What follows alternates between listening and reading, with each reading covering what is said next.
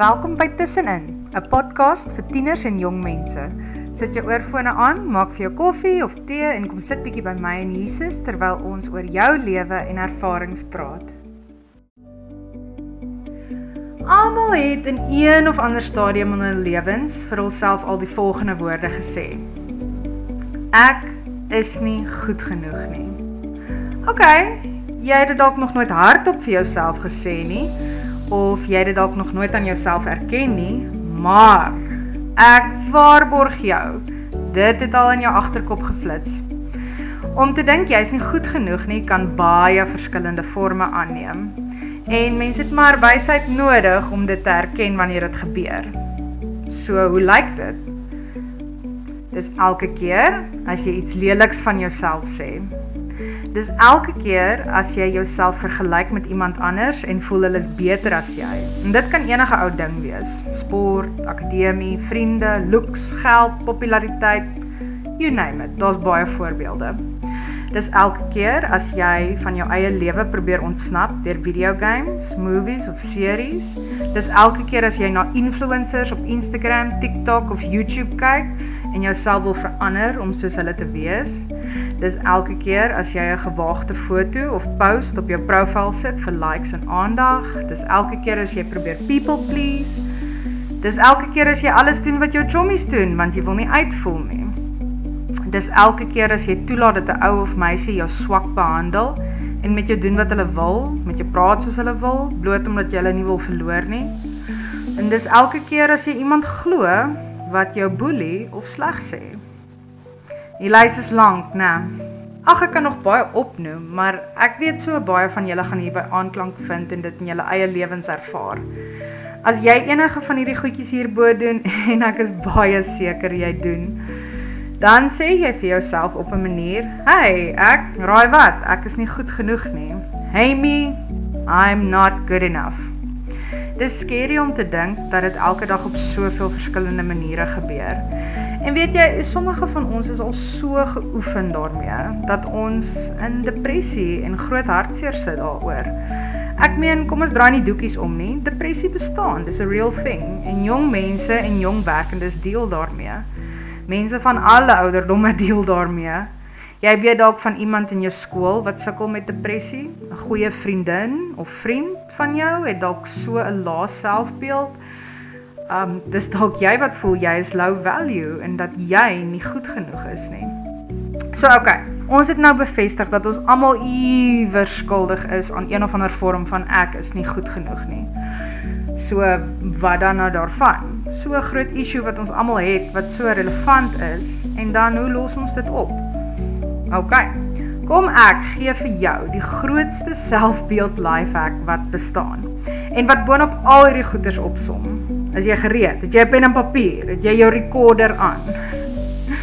Elke liewe keer, as jy jou waarde gaan soek buite wie Jesus Christus sê jy is, dan maak jy jouself af as nie goed genoeg nie. Kom ek sê hoekom. Ons almal staan skuldig en onvolmaak voor die Here. Nie een van ons maak die kat vir goed genoeg nie.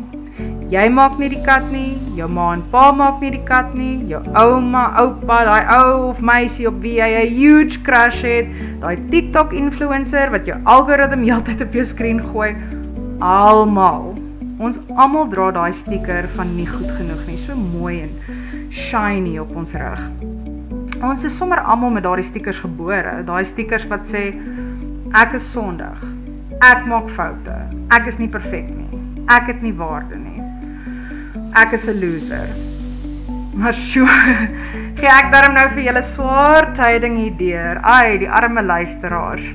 Okay, maar, ek bring ook vir julle lig hier aan die einde van die tonnel. Hier kom die goeie, beste nuus wat nog ooit bestaan het. Nou kan jy maar jou pen en papier uithaal. Okay.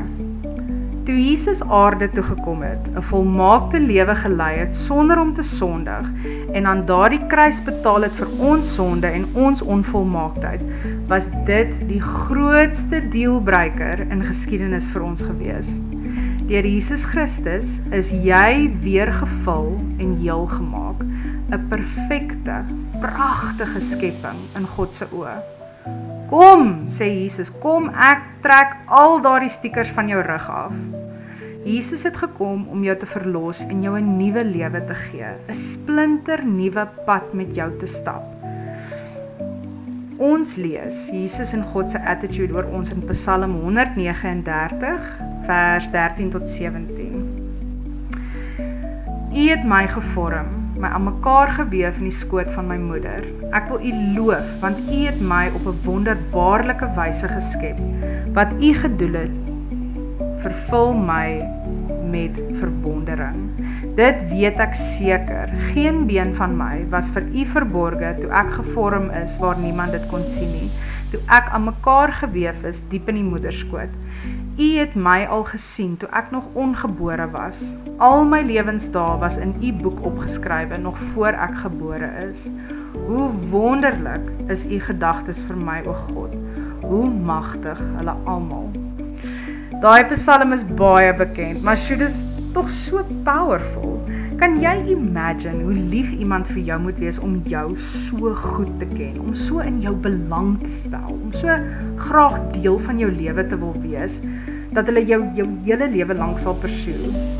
Om so oor jou te worry, dat hy tred hou met hoeveel hare op jou kop is. Het jy al ooit een van jou geliefdes se hare op hulle koppe gaan tel? Nee, right? Dis hoe lief die Here vir jou is, hy weet hoeveel hare is op jou kop. Sy level van liefde vir jou is so diep, dat jy dit nie eers kan begryp nie. Depressie, vrees, swak selfvertroue, jy moet onthou, al daai goed jok vir jou, oor wie jy is, en wie jy geskape is om te wees. Dit kom reguit van die vyand af, met die doel om jou te keer, om jou waarde in Christus en God se liefde vir jou raak te sien. Ek weet dis moeilik om in die donker te staan en alleen te voel. Ek weet dis moeilik om in 'n slegte situasie te staan. Ek weet dis moeilik om te voel jy word nie aanvaar nie. Dis 'n situasie wat jy voel niemand is aan jou kant nie, dat niemand oor jou omgee nie en dat soos Psalm 22 sê dat jy soos water op sand uitgegooi word net om te verdwyn. Dis regtig hoe dit voel. So weet jy wat, kom ons bid onmiddellik daaroor. En ons bid dat Jesus in jou lewe sal intree om die waarheid in jou hart oor jouself te sit en sy amazing plan vir jou lewe aan jou te openbaar. Here Jesus, dankie dat u ons so lief gehad het, dat u al ons sonde op u geneem het daardie dag op die kruis. Dankie dat u ons so lief het en dat u ons almal se eerste liefde wil wees.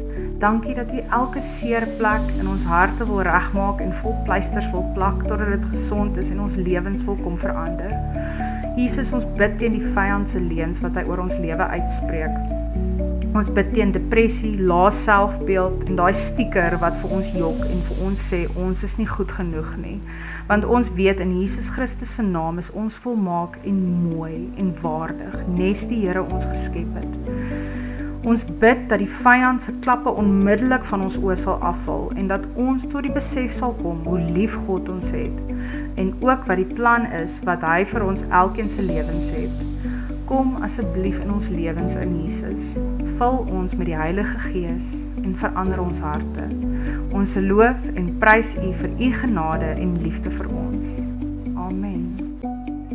Ek sluit vandag se gesprek af deur 'n song aan julle te dedicate.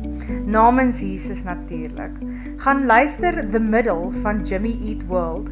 Dis 'n oldie but goodie. En ek bid dat elke keer wanneer julle hierdie song hoor, dat dit vir julle voel asof Jesus direk met julle praat en julle aanmoedig. Geniet hom. Ek sit vir julle sy link in die beskrywing.